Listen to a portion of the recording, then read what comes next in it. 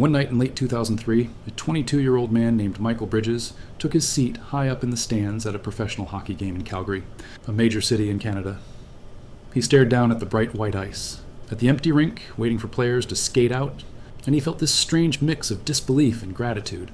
"I can't believe I'm actually here," he thought. It felt like his life had finally given him a break. Michael didn't live in Calgary. His home was roughly 700 miles away in a smaller Canadian city called Brandon. And for the past year, things had been going about as badly as they could. He was between jobs and constantly worrying about money. He'd just come out of a brutal breakup. Most of the people he used to call friends had drifted away, so he spent a lot of time alone, feeling defeated and stuck. Then, out of nowhere, he won a sweepstakes he'd only entered on a whim. The prize, an all-expenses-paid trip to Calgary plus a ticket to this hockey game. For the first time in a long time, something good had happened to him. Michael was just about to flag down a vendor to order a beer when a stocky guy with a mustache came walking down the aisle. The man stopped at Michael's row, shuffled past a couple of people, and sat down right next to him. Before Michael could even say hello, the guy turned, grinned at him, and said, "Man, I am so pumped to be here." "I won this ticket in a contest," Michael blinked. "No way." "Same here," he replied. Instantly, the tension broke. The two total strangers started laughing at the coincidence, and within a few minutes, they were swapping stories like old buddies. The man introduced himself as Brock. For Michael, who'd spent the last year watching his friends slowly disappear from his life, this felt really good. Brock seemed to understand him. Their humor matched. They liked the same things. The game became almost a backdrop to the conversation. Time flew by. Brock must have felt the same connection, because when the final buzzer sounded and the game ended, he turned to Michael and said, "You want to keep this going? There's a strip club a few blocks away. First round's on me." Michael thought about it for all of half a second. "Yeah," he said. "Let's go." The two new friends left the arena and made their way to the strip club. Inside, the music was loud, the lights were low, and the place smelled like alcohol and perfume. At first, Michael was just enjoying the novelty of it all, the dancers, the crowd, the energy. But pretty quickly, he noticed something unusual about Brock. On the surface, Brock came off as very blue-collar, just like Michael. Jeans, work boots, simple shirt. He had the look of a guy who worked with his hands all day. But the way he spent money told a very different story. Brock tipped the bartenders like he was trying to pay their rent for the month. Every time Michael finished his drink, another one appeared. On Brock. When the dancers came around, Brock pulled out a massive roll of cash, peeling off bills and tossing them like it was nothing. Michael, who had been scraping by and could barely afford a quiet night at home, let alone a night like this, was stunned, but he wasn't about to complain. By the end of the night, the two men were leaning against the bar, the room spinning just slightly, laughing about their lives. "Thanks. Man," Michael said, truly sincere. "This has been awesome. I really don't want to go back to Brandon. I'm having way too much fun here." As soon as the word Brandon left his mouth, Brock's expression changed. He straightened up a little and looked at Michael. "Wait," Brock said. "Brandon? You live in Brandon?" "Yeah," Michael answered. "Born and raised." Brock shook his head in disbelief and let out a low whistle. "You gotta be kidding me." "I'm moving to Brandon. For work." Michael stared at him. "Seriously?" He'd assumed this magical night was a one-time thing, something he'd always remember but never repeat. The idea that this guy, this new friend, might actually be moving to his hometown, it felt almost too good to be true. Suddenly, the possibility of a real friendship opened up. Brock told Michael that once he moved, he'd need help finding a place to live. "If you can help me track down an apartment when I get there," Brock said, lifting his wad of cash slightly, "maybe I can return the favor. Help you pick up some work." Michael glanced at the money in Brock's hand, that thick roll of bills he'd been so casually throwing around all night, and then looked him in the eye. "Deal," he said. A couple of months later, in early December 2003, Michael was riding shotgun in Brock's car, watching the familiar streets of Brandon pass by. They had just had lunch together, something they'd been doing fairly often since Brock moved to town, and Brock was driving Michael home. Mid-conversation, Brock's phone rang. He glanced at the caller ID, and his whole demeanor shifted. He answered. Michael couldn't hear the other side of the conversation, but from Brock's voice alone, tighter, more formal, more respectful, he could tell this was Brock's boss. Since that night in Calgary, a lot had changed. Brock had made good on his promise. He'd moved to Brandon. Michael had helped him find an apartment, and in return, Brock had opened a door for him. He'd gotten Michael some work with the company he worked for, but the jobs were not what Michael expected. Instead of a construction gig or warehouse work or something normal, Brock asked Michael to deliver sealed packages to different addresses around town. No return address, no explanation, no receipts. And there was one very clear rule: never look inside the packages. At first, Michael hesitated. He wasn't naive. He knew this sounded suspicious, maybe even straight up illegal, but then he remembered that night at the strip club, that effortless way Brock spent money, the giant roll of cash, the freedom of it. Michael wanted that. He convinced himself that as long as he didn't know what was inside the packages, he wasn't really doing anything that bad, so eventually he agreed to do one delivery. Nothing happened. No cops, no drama, no trouble. Then another package, then another. Soon, this mysterious side job became part of Michael's routine. He didn't ask questions. He didn't peek inside. He told himself the less he knew, the safer he was. Plus, he really needed the money. Not working for Brock would have meant going back to unemployment, anxiety, and empty bank accounts, and he simply couldn't face that. Back in the car, Brock continued talking to his boss. Michael stared out the window, pretending not to listen, but every now and then he caught a tone, a word, a sigh. Then he heard Brock say in a resigned voice, "Okay, I'll take care of it now." Brock hung up, gripped the wheel, and without warning, spun the car into a U-turn, heading in the opposite direction at speed. Michael's stomach flipped. He wanted to ask, "What's going on?" But something about Brock's expression kept him quiet. A few minutes later, they pulled into the parking lot of a rundown roadside motel called the City Hotel. Before Michael could even form the question, Brock shifted into park, turned to him and said quietly, "You stay here." Without waiting for a response, Brock got out and slammed the door. Michael stared after him, his heart beating faster, his mind racing. What was this? A drug pickup? Someone who owed them money? Something worse? From his seat in the car, he watched Brock walk briskly up to one of the motel room doors and knock. A moment later, the door opened and a woman appeared. Even from a distance, Michael could tell she looked surprised, maybe even frightened, to see Brock standing there. She tried to shut the door, but Brock shoved it back open with his shoulder, forcing his way into the doorway. The two began shouting at each other. Michael couldn't make out the words over the distance and the closed car doors, but the body language was unmistakable. This was a serious, ugly argument. Michael looked around the parking lot, suddenly hyper-aware of how exposed they were. If anyone saw this and called the police, when he turned back, things had escalated. He watched, frozen, as Brock suddenly drew back his fist and punched the woman square in the face. She crumpled to the ground. Instantly, Michael's jaw dropped. Then, Brock climbed on top of her and began hitting her again and again. Michael saw her head snap back, saw blood appear on her face. His mind went blank. He didn't open the door. He didn't shout. He just sat there, stunned, gripping his knees, as if any movement might draw that same fury in his direction. Finally, Brock stopped, stood up, stepped over the woman's body, and casually slammed the motel room door shut. Then, as if he just finished a phone call instead of a savage beating, he walked back to the car, got in, started the engine, and pulled out of the lot. He didn't say a word, neither did Michael. Up until this moment, Michael had assumed that whatever Brock was involved in was sketchy. Sure. Maybe drugs, maybe stolen goods, something in that world. But he never imagined real, physical violence. He never pictured someone actually getting hurt. Now, as they drove in silence, his earlier rationalizations fell apart. Clearly, this company was something much darker than he had let himself believe. Eventually, Brock pulled up in front of Michael's house. For the first time since the motel, he spoke. He looked over at Michael and said quietly but firmly, "Don't tell anyone what you saw." Michael swallowed hard and nodded. "I won't," he said. Then he hurried out of the car and practically ran inside his house. About a week after the motel incident, Michael was at home when his phone rang.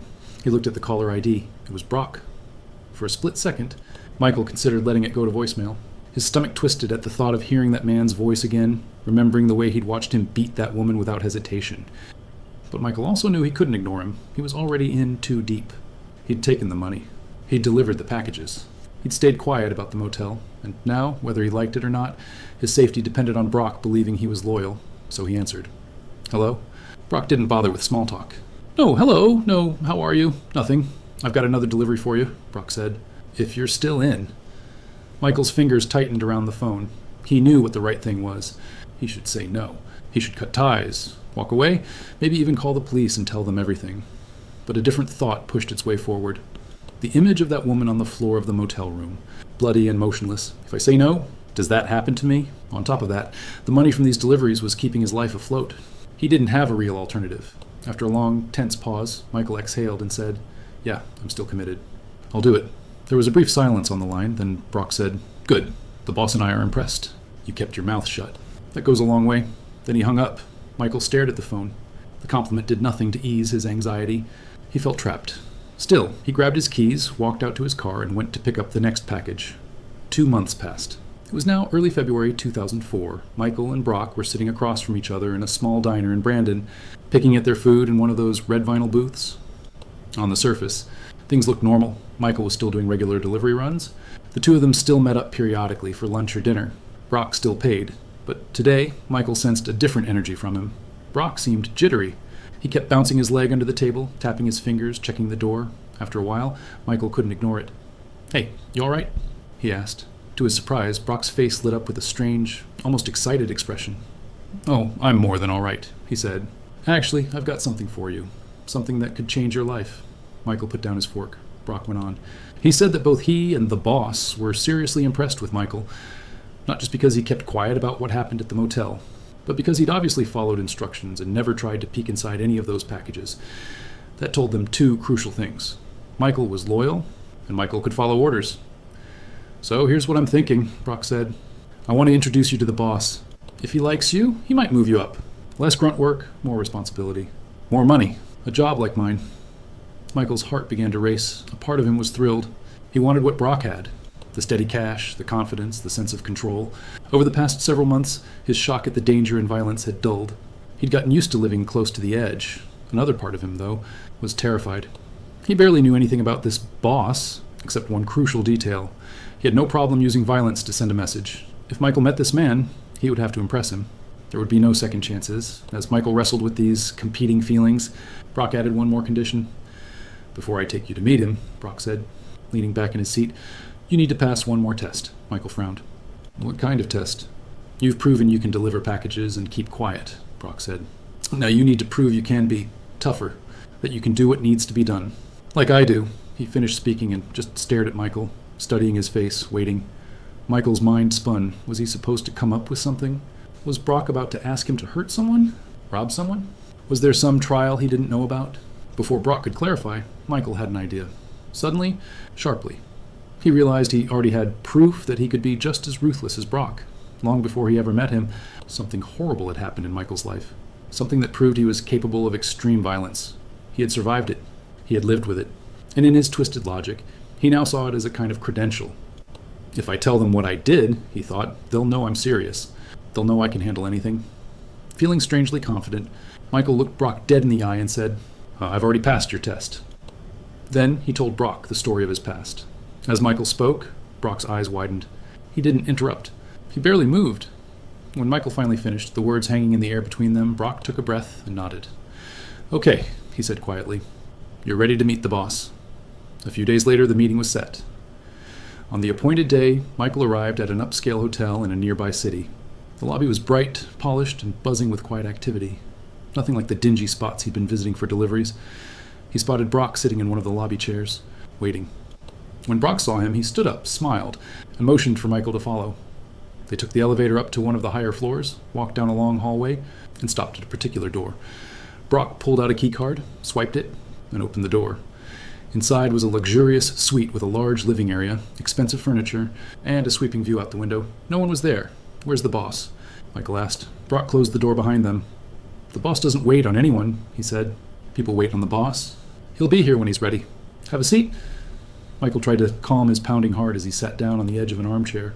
The whole setup, the secret meeting, the fancy hotel, the empty room, made him feel like he'd stepped into a movie. Except in this movie, if he messed up his lines, he might not walk back out. If he impressed the boss, his life could change. Bigger role, more money, maybe real power. If he didn't let himself finish that thought.